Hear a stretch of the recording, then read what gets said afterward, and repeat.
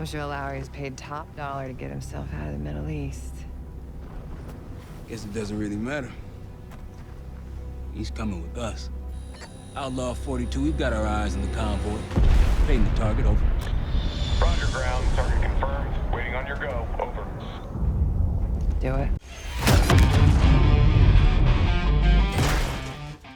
Welcome back to Must Play Reviews. Graphically, Call of Duty games have always been mid-tier. They look good, but they never quite reach the quality of something like Doom Eternal or even Doom 2016, and Black Ops 6 is no different. Reflections and shadows look great and the image quality holds up pretty good, but once you start paying attention, the cracks do start to show. Distant enemies and background characters, especially in the Gala mission, look terrible. They have dead eyes, the detail is lost, and even the animations look outdated. And then there's Bill Clinton, who looks like a melted wax figure from Madame Tussauds museum. Now this is probably due to the LOD settings. It's very noticeable with a lot of pop-in on terrain in the big desert level. It's the usual trade-off of graphics or performance. Special effects like explosions, smoke, and fire look nice against the dark setting of the desert. But during the bright areas, not as much. You can really tell that they're just a 2D texture. But I have a question for you. Who do you think makes the best looking Call of Duty games? Personally, I think the best looking ones come from Sledgehammer, but those are the least liked out of all of the Call of Duty titles.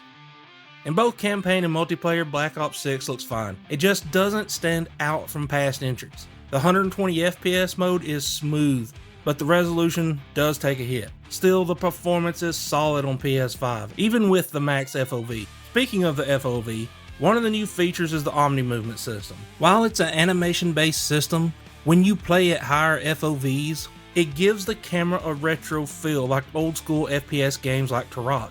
When you take a corner, the camera tilts slightly, making it feel more like you're driving than running. Let's talk about the Zombies mode. With Black Ops 6 set in the 1990s, it's visually the most exciting part of the game. The zombies have this grunge 90s music aesthetic. It's like watching the Smells Like Teen Spirit music video from Nirvana. Overall, the graphics are nice. It's like playing a maxed out PS4 game with high resolution, smooth frame rates, and no unnecessary bells and whistles. More studios really should take this approach when making their games. If we can't outgun them, we outrun them. Now, gameplay is king in Call of Duty, and Black Ops 6 strikes a good balance. Something we haven't seen in a while. That said, there are still some things that I would change. For one, scrap the separate sprint and tactical sprint options. Just make the characters run faster for multiplayer. The maps are still a mixed bag. Classics like Nuketown are still best, but the new ones are hit or miss. The map that takes place in the apartment is nothing but chaotic fun. There's a bathroom in the map, and if you sit inside of it and just watch, it looks like an episode of Scooby-Doo with characters just running back and forth constantly.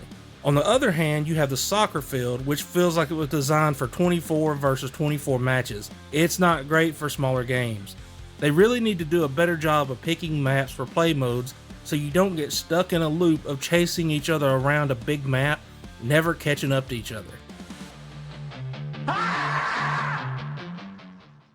Now, Zombies mode is where the game shines once again. There are two maps right now, Terminus and Liberty Falls. Both are great, but I do prefer Terminus. It's bigger, more varied, and it even has boats that let you access certain areas and Easter eggs. It's a nice shake-up from the usual run in circles and shoot formula.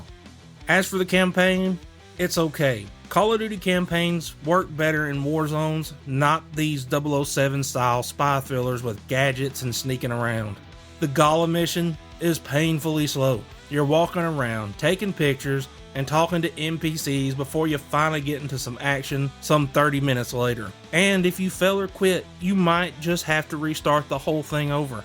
There is this one mission with an open area Warzone style feel. It lets you tackle objectives in any order with optional side quests. It's a great idea, but it does feel a bit half-baked.